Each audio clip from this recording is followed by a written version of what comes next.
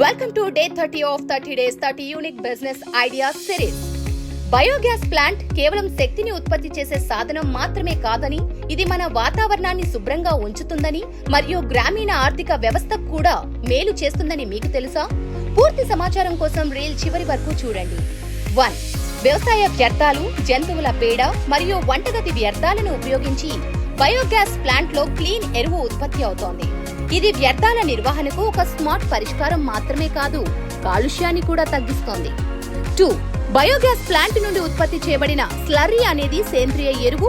ఇది పొలాల నేల నాణ్యతను మెరుగుపరుస్తుంది. ఇది రసాయన ఎరువులకు మెరుగైన మరియు పర్యావరణ అనుకూలమైన ప్రత్యామ్నాయం. 3. బయోగ్యాస్ ప్లాంట్లలో ఉత్పత్తి చేయబడిన మిథేన్ వాయువును కంప్రెస్ చేసి సిఎన్జి వంటి వాహనాలలో ఇంధనంగా ఉపయోగించవచ్చు.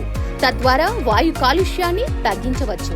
ఈ వ్యాపారం గురించిన మరింత సమాచారం కోసం క్రింద తెలిపిన నెంబర్కి వాట్సాప్ చేయండి మరియు మరిన్ని బిజినెస్ ఐడియాస్ కోసం మా Viksit Bharat entrepreneurs network channel follow అవ్వండి.